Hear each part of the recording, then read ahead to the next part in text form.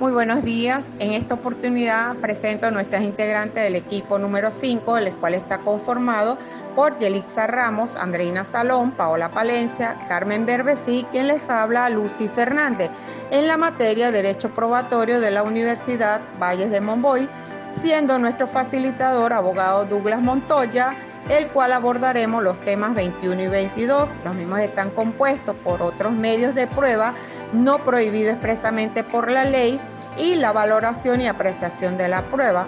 A continuación les hablaré del tema 21, otros medios de prueba no prohibidos expresamente por la ley. Tenemos la prueba libre como medios probatorios y son aquellos que dispone el juez a pedimento de cualquiera de las partes y aún de oficio, tales como planos, calcos y copias, aún fotográficas de objetos, documentos y lugares.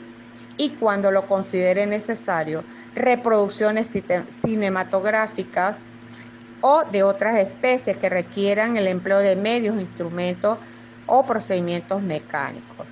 El artículo 395 del Código de Procedimiento Civil, donde tipifica que son medios de pruebas admisibles en juicio, aquellos que determina el Código Civil, el presente Código y otras leyes de la República, y pueden también las partes valerse de cualquier otro medio de prueba no prohibido expresamente por la ley y que consideren conducente a la demostración de sus pretensiones. Estos medios se promoverán y evacuarán aplicando por analogía las disposiciones relativas a los medios de prueba semejantes contemplados en el Código Civil y en su defecto en la forma en que señale el juez. Tenemos las reproducciones y es un conjunto probatorio novedoso en nuestra legislación nacional que tiene considerable significación en la materia probatoria, porque introduce la utilización de medios técnicos y científicos no contemplados anteriormente en el Código de Procedimiento Civil, derogado, tales como calcos y copias, fotografías de objetos y lugares, reproducciones cinematográficas, reconstrucción de los hechos, radiografía, radioscopias, análisis hematológica, bacteriológico y cualquiera otro del carácter científico mediante un experto de reconocida actitud nombrado por el tribunal. Nuestro Código de Procedimiento Civil desarrolla un capítulo en la fase probatoria denominado de las reproducciones, copias y experimentos, es decir, toma en consideración el desarrollo de esos medios científicos utilizados para llegar a la verdad. Y la norma que rige esta innovación es la establecida en el artículo 502 del Código de Procedimiento Civil, cuyo texto es del tenor siguiente. El juez, a pedimento de cualquiera de las partes y aún de oficio, puede disponer que se ejecuten planos, cálculos y copias, aún fotográficas, de objetos, documentos y lugares, y cuando lo considere necesario, reproducciones cinematográficas o de otra especie que requieran el empleo de medios, instrumentos o procedimientos mecánicos. Como otro punto tenemos las copias. El legislador en nuestro ordenamiento procesal vigente concede plena fe a las copias de documentos públicos, siempre que las haya expedido un funcionario competente, mientras que las copias de documentos privados valen según lo que valgan sus originales, atendiendo su forma, fuerza y probatoria. Careciendo de todo mérito probatorio, las copias no estén certificadas por algún funcionario, aquellas expedidas por un empleado incompetente sin cumplir las formalidades establecidas en la ley. Estas copias fotostáticas no pueden considerarse como documentos privados capaces de acreditar un derecho entre las partes porque adolecen de la condición para ser considerados como tal. Es la firma de la persona al pie del documento, pero esto no siempre va a ser así. O sea, no es un requisito de expensa, ya que es posible que en lugar de la firma estén las huellas digitales. También pudiera estar la firma de un tercero certificando que el documento proviene de esa persona. De acuerdo al criterio mantenido por casación respecto a los fototactos, en cuanto estos están faltos de suscripción de puño y letra, de la parte a quien les son opuestos. No son considerados documentos privados idóneos de producirse en juicio, pero nuestra ley adjetiva ha tomado una concepción diferente por cuanto les da un valor probatorio. La Sala de Casación Social del Tribunal Supremo de Justicia ratifica mediante sentencia del 1 de junio del 2000 el criterio sobre el valor probatorio de las reproducciones que tomó el juzgador superior en lo civil, mercantil, del tránsito, del trabajo y de menores de la circunscripción judicial del Estado portuguesa con sede en Aragua en fecha 30 de abril del 99. Así se tiene que en la alzada fueron presentadas copias fotostáticas de una planilla de liquidación de prestaciones sociales promovidas por la parte actora, las cuales fueron declaradas inadmisibles, dejando explanada la alzada por cuanto se trataba de la copia simple de un documento privado. Es la ley quien determina cuando proceden este tipo de copias simples de documentos privados, simples o autenticados, ya que se trata de una prueba legal y que tal como lo establece el artículo 429 del Código de Procedimiento Civil, que las reproducciones para que tengan valor probatorio debe reunir ciertos requerimientos, a saber, al respecto considera esta alzada que, de acuerdo al contenido del artículo 429 de este Código de Procedimiento Civil, que regula el valor probatorio de las reproducciones y copias fotostáticas, exige que éstas llenen 4 condiciones para poder ser admisibles como prueba por escrito, a saber, número 1, que se trate de copia de documento público o privado reconocido expresa o tácitamente, no simplemente privado. Número 2, que sean producidos con la demanda, contestación o el lapso de promoción de prueba, o si son producidos SIC en cualquier otro momento en que cuente con la aceptación expresa de la contraparte. Número 3, que no sean impugnadas por la contraparte ya en la contestación o en el mencionado lapso de prueba. Y número 4, que sean legibles, claramente inteligibles. Y por último tenemos los experimentos científicos mediante el uso de sistemas computarizados. Se trata de documentos representativos, no declarativos, por lo que pueden aducirse como pruebas en cualquier proceso, aunque no existe una norma legal que los autorice. Sin embargo, nuestra ley prevé en su artículo 504 algunos de estos medios de prueba. En caso de que así conviniere a la prueba, puede también disponerse la obtención de radiografías, radioscopias, análisis hematológico, bacteriológico y cualquiera otro de carácter científico, mediante un experto de reconocido actitud nombrado por el tribunal. Los avances tecnológicos han permitido la utilización de sistemas modernos para ser utilizados en el campo de la investigación científica.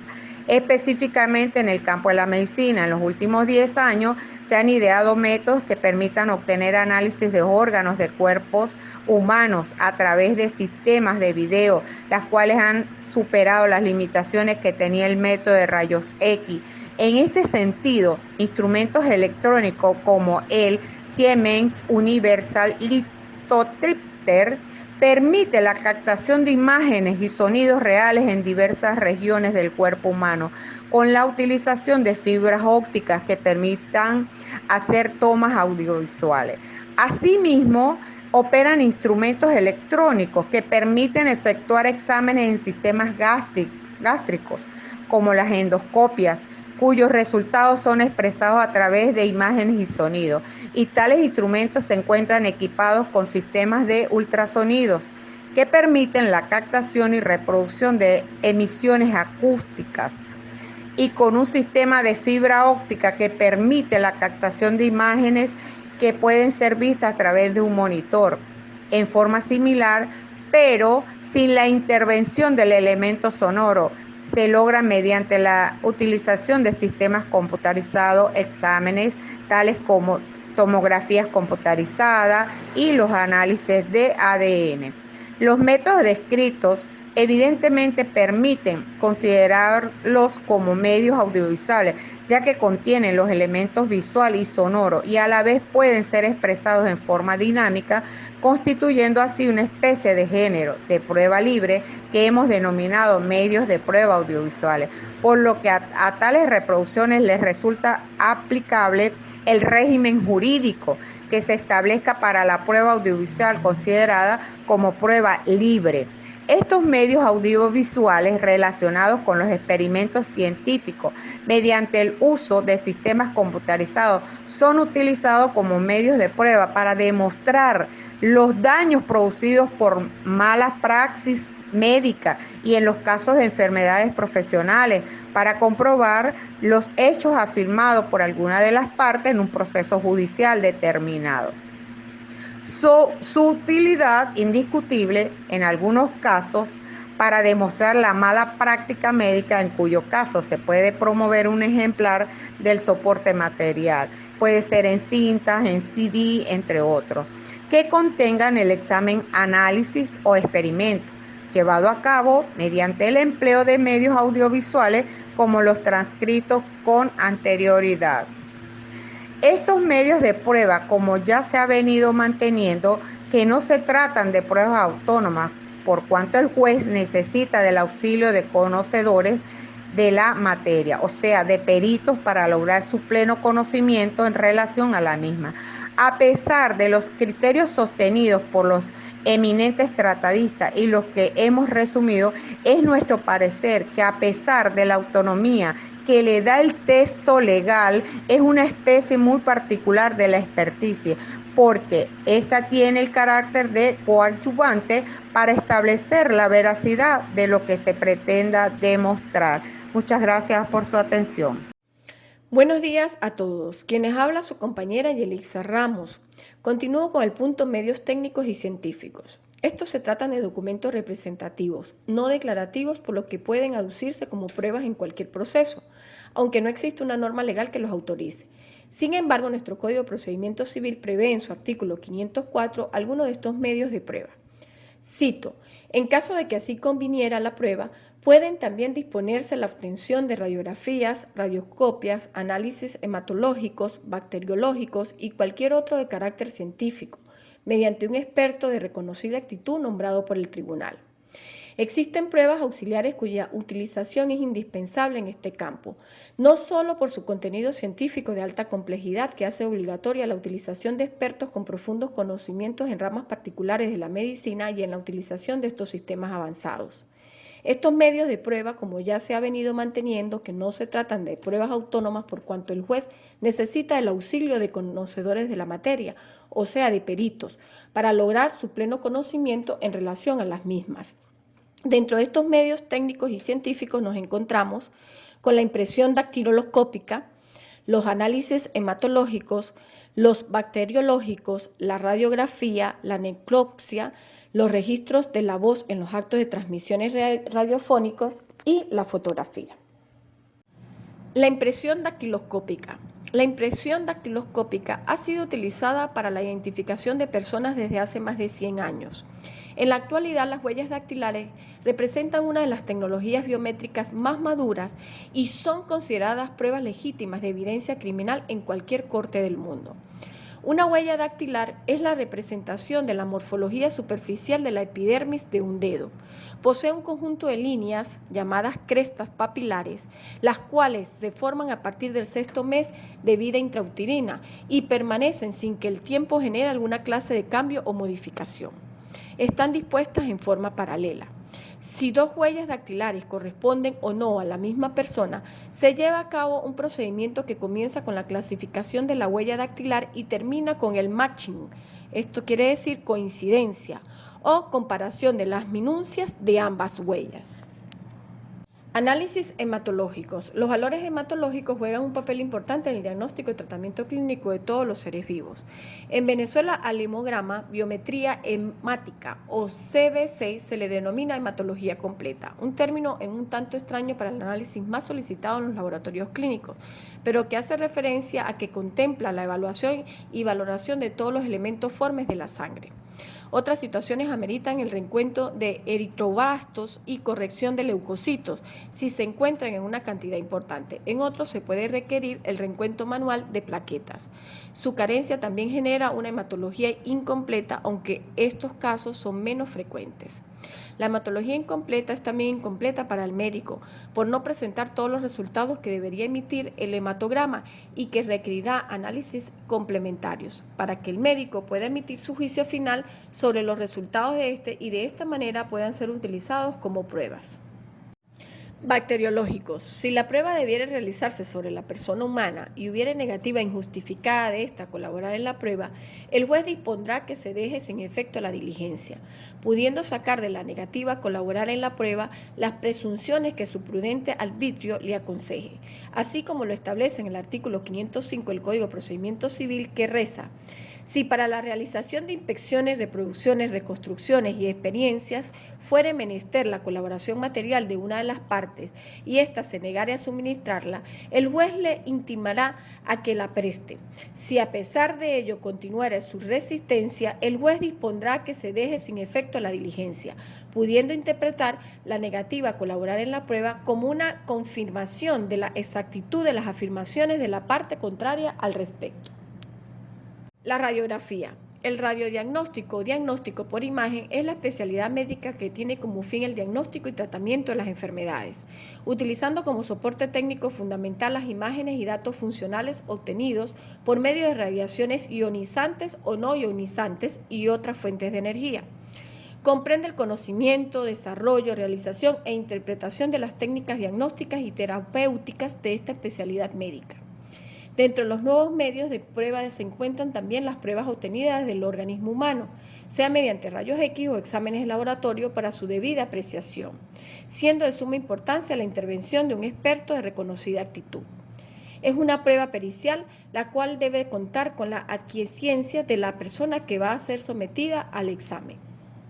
Necropsia. Procedimiento mediante el cual, a través de observación, intervención y análisis de un cadáver, en forma tanto externa como interna, teniendo en cuenta, cuando sea el caso, el examen de las evidencias o pruebas físicas relacionadas con el mismo, así como las circunstancias conocidas como anteriores o posteriores a la muerte, se obtiene información para fines científicos o jurídicos.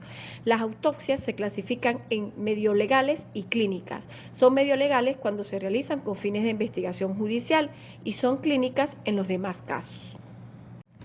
Registro de la voz en los actos de transmisiones radiofónicas. La palabra radiofónica, entendida como radiofonía o radiodifusión, es un medio de comunicación que se basa en el envío de señales de audio a través de ondas de radio, si bien el término se usa también para otras formas de envío de audio a distancia como la radio por internet o por teléfono. Las conversaciones telefónicas en un procedimiento judicial penal es algo relativamente frecuente, especialmente por los avances tecnológicos que facilitan este tipo de grabaciones. No obstante, no todas las grabaciones que se aportan son lícitas ni tienen valor probatorio. Serán lícitas las grabaciones de conversaciones que cumplan con los criterios establecidos por la doctrina y jurisprudencia del Tribunal Constitucional y Tribunal Supremo. La Constitución de la República Bolivariana de Venezuela dispone en sus artículos 48 y 60 lo siguiente. Artículo 48. Se garantiza el secreto e inviolabilidad de las comunicaciones privadas en todas sus formas. No podrán ser interferidas sino por orden de un tribunal competente, con el cumplimiento de las disposiciones legales y preservándose el secreto de lo privado que no guarde relación con el correspondiente proceso. Artículo 60. Toda persona tiene derecho a la protección de su honor, vida privada, intimidad, propia imagen, confidencialidad y reputación. La ley limitará el uso de la informática para garantizar el honor y la intimidad personal y familiar de los ciudadanos y ciudadanas y el pleno ejercicio de sus derechos. La fotografía es un medio de prueba que consiste en un bien mueble, anexable al expediente. Representa algo que él contiene bien, una manifestación del pensamiento o una representación de un hecho. Consultable en cualquier estado y grado de la causa, susceptible de adquirir autenticidad y cuyo contenido se puede reproducir mediante copia certificada. Sobre el concepto de fotografía, los investigadores Wilmer de Jesús Ruiz y Jesús Daniel Ruiz en su definición nos dicen que es un importante medio de prueba, idónea, objetiva y precisa, la cual puede ser un reflejo fáctico del hecho histórico y llevada al proceso por las partes a los efectos de su autenticidad y control de las pruebas, los juicios. Para los procesos penales, cuando ha ocurrido algún hecho punible, es común la utilización de fotografías para reflejar alguna situación de interés criminalística. Buenos días, Andreina Salón. A continuación, la apreciación. La valoración y la apreciación de la prueba debe razonarse y motivarse, lo cual significa que no queda libre voluntad y arbitrariedad del operador de justicia, quien en todo caso debe utilizar la lógica y las máximas de experiencia en su actividad final. Lo anterior obliga al juez a expresar en la parte motivada del fallo los razonamientos que hizo para atribuirle valor o negarle valor a un medio de prueba. Para Davis y Echandia, por valoración o apreciación de la prueba judicial, entiende la operación mental que tiene por fin conocer el mérito o valor de convicción que pueda deducirse de su contenido. Se trata de una actividad procesal exclusiva del juez y es el momento culminante y decisivo de una actividad probatoria. Sustentado en el Código de Procedimiento Civil, el artículo 508, para la apreciación de la prueba de testigo, el juez examinará si las disposiciones de estos concuerdan entre sí y con las demás pruebas, y estimará cuidadosamente los motivos de las declaraciones y de la confianza que merezcan los testigos por su edad, vida, costumbre y por la profesión que ejerza, y demás circunstancias, desechando de la sentencia la declaración de testigo inhábil, o de que pareciera no haber dicho la verdad, ya por las contradicciones que hubiera incurrido o ya por otro motivo, aunque no hubiera sido tachado expresamente el fundamento de tal determinación. Los efectos. Efecto principal de un acto conclusivo, como bien lo indica su nombre, es concluir la fase preparatoria. Al desentrañar lo referente al archivo fiscal, nos damos cuenta que desde un punto de vista objetivo esta institución no representa un verdadero acto conclusivo, puesto que no concluye nada en lo absoluto. Al respecto señala Carlos Moreno que el archivo fiscal no pone fin a la investigación ni impide su continuación, ya que no se clausura totalmente con la investigación ni mucho menos la fase preparatoria. Por lo tanto, el proceso sigue vivo. Uno de los efectos salvables que produce la presente institución en el cese de toda medida cautelar decretada contra el imputado, en cuyo favor se acuerda el archivo. Impugnación. Esta figura trata de eliminar la eficacia probatoria del medio de prueba incorporado al proceso, el cual se hace válidamente, ya que no habrá defecto ni en forma, ni de promoción, ni en su evacuación. La impugnación busca que los hechos que se dan a trasladar al proceso no se aprecien por no ser plenamente ciertos.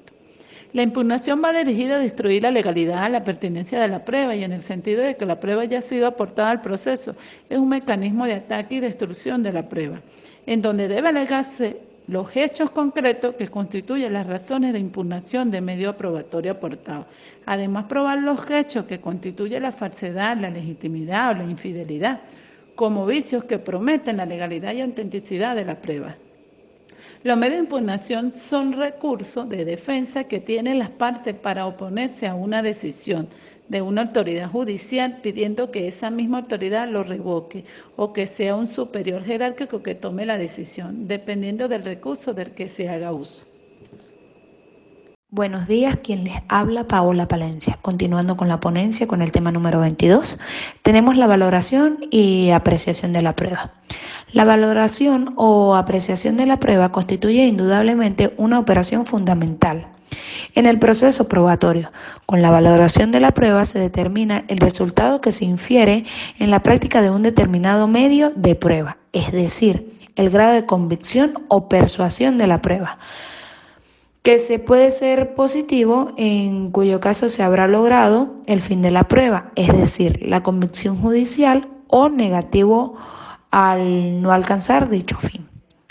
Puede suceder que el fin de la actividad valorativa se refiere a que el juez no coincida con el fin de la prueba.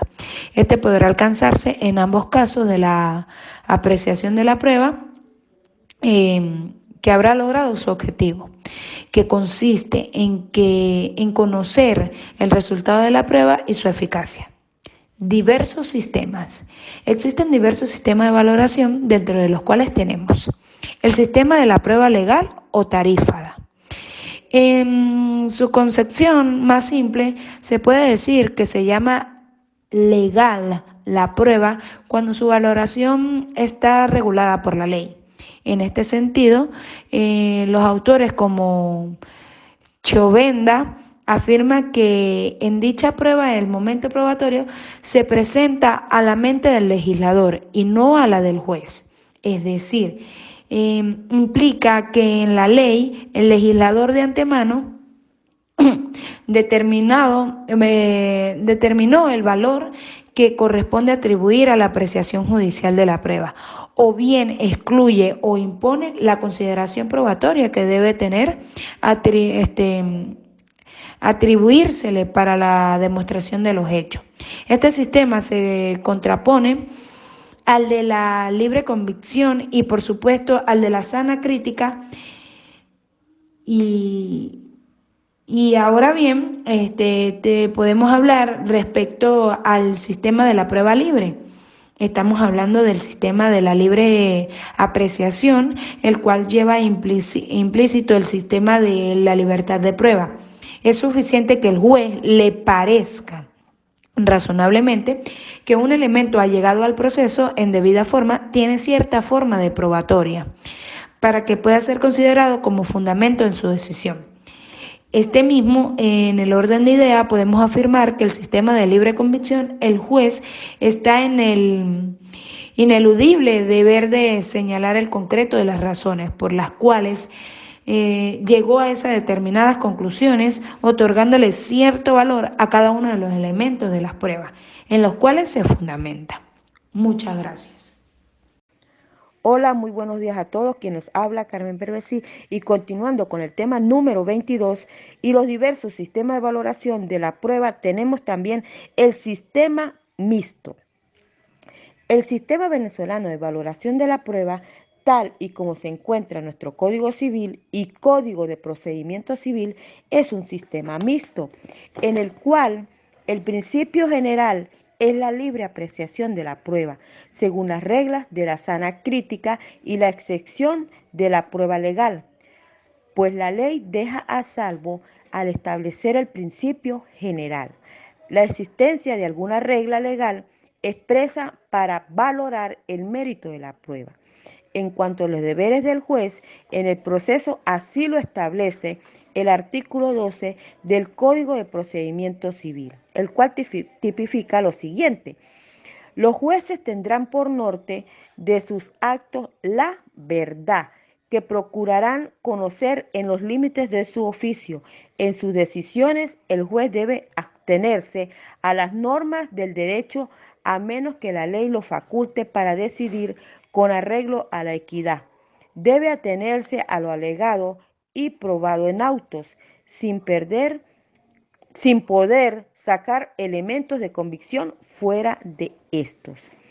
Es decir, que el juez puede fundar su decisión en los conocimientos de hechos que se encuentren comprendidos en la existencia común o máximas de experiencias. Asimismo, en nuestra legislación tenemos el sistema de la sana crítica, que corresponde a que en este caso el juez resuelve sobre el valor probatorio del medio de prueba con completa consideración de todas las circunstancias extraídas mediante el debate, basándose en su experiencia de la vida y el conocimiento de los hombres de acuerdo con su libre convicción, pero debe indicar en la sentencia sus fundamentos para la propia seguridad y con el fin del examen en la instancia superior. Las reglas de la sana crítica no constituyen un sistema probatorio distinto de los que tradicionalmente se han venido reconociendo. Se trata más bien de un instrumento que el juez está obligado lógicamente a utilizar para la valoración de las pruebas en las únicas circunstancias en que se encuentra en condiciones de hacerlo. Esto es, cuando la legislación no sujeta a un criterio predeterminado. Respecto al artículo 507 del Código de Procedimiento Civil, a menos de que exista una regla legal expresa, estamos hablando de la excepción de la norma. Para valorar el mérito de la prueba, el juez deberá apreciarla según las reglas de la sana crítica. Y estamos hablando en este sentido de la regla general. Tratando de extraer los criterios relativos al concepto de reglas de la sana crítica, debe afirmarse que la preocupación esencial del juez ha de ser la de mantener la prueba de testigos dentro del campo que le es propio. Una línea ideal debe unir en esquema las palabras representación mediante relatos y a cargo de terceros. La primera regla jurídica anterior de todas las otras de sana crítica ha de ser el examen de la prueba de testigos en el contenido específico que acaba de asignárseles. Y esto quiere decir que si el testigo no presenta o no representa los hechos por un relato derivado de su memoria, sino que responde a un interrogatorio sugestivo o lee su declaración de una nota o en apunte, la prueba se puede inutilizar, o sea, se inutiliza. Es por esto que si el testigo pierde su naturalidad condición de tercero imparcial por tener interés propio en el conflicto, abandona la condición de testigo para adquirir la condición de parte. Por otra parte, y si el testigo, en lugar de referirse objetivamente a los hechos, comienza a extraer de ellos conclusiones o conjeturas, pierde su condición de testigo para asumir la función de perito o de juez. En resumen, las reglas de la sana crítica tienen un campo fijo de aplicación, aunque nada simple que tales reglas se utilicen para juzgar otros medios de prueba. Lo cierto es que frente a las declaraciones testimoniales solo podrá comenzar a funcionar el momento en que el juez advierta que está en presencia de una prueba testimonial, entendida en el sentido que es propio y peculiar de este medio de evidencia. Bien, continuando con el sistema de la libre convicción, algunos autores confunden el sistema de la libre convicción con el de la íntima convicción, por lo que es preferible denominarlo libre convicción razonada, y se caracteriza por la existencia absoluta de dogmas legales sobre la forma en que se deben probar los hechos y sobre el valor que debe otorgarse a cada prueba, lo que significa un arbitrio absoluto, ya que se le impone también una obligación de explicar cómo razonar el porqué de esa valoración que le dio a cada prueba, debiendo hacerlo conforme a los principios de la sana crítica racional, siguiendo los lineamientos de la psicología, la experiencia como las reglas de la lógica, que son las de recto entendimiento humano. El juez no solo debe expresar lo que da por probado y con qué medios se obtuvo en el juicio, sino también por qué llegó a ese convencimiento. Es importante señalar lo tipificado en el artículo 509 del Código de Procedimiento Civil, el cual establece lo siguiente: los jueces deben analizar y juzgar todas cuantas pruebas hayan producido, aun aquellos que a su juicio no fuesen idóneas para ofrecer algún elemento de convicción, expresándose siempre cual sea el criterio del juez respecto de ella. Aquí podemos ver claramente la diferencia entre el sistema de la libre convicción y el de la sana crítica. En cuanto a las referencias a la legislación venezolana, Podemos citar la legislación penal en su artículo 22 del Código Orgánico Procesal Penal, el cual se refiere a que el principio de la libre valoración de la prueba en el proceso penal venezolano le otorga al juez, según lo contenido en este artículo, la libertad de valoración de las pruebas, según la sana crítica, observando las reglas de la lógica y los conocimientos científicos. Respecto a la legislación civil, tenemos el artículo 507 del Código de Procedimiento Civil, la cual regula de la siguiente forma: a menos que exista una regla legal expresa para valorar el mérito de la prueba, el juez deberá apreciarla según las reglas de la sana crítica. Y finalmente, la jurisprudencia en su artículo 509 del Código de Procedimiento Civil, tenemos que respecto al según y el nuevo criterio de la Sala de Materia de Comunidad de la prueba, la denuncia en casación de vicio del silencio de la prueba en la sentencia.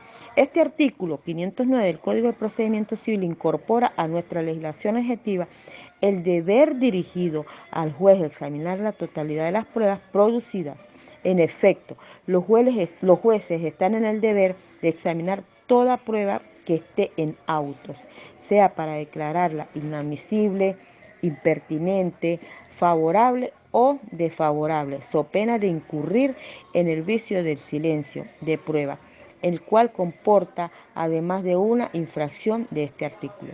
Bien, para finalizar la ponencia, que les quiero compartir la siguiente frase: la adecuada valoración de las pruebas es una ineludible y esencial camino hacia la búsqueda de la verdad procesal. Muchas gracias.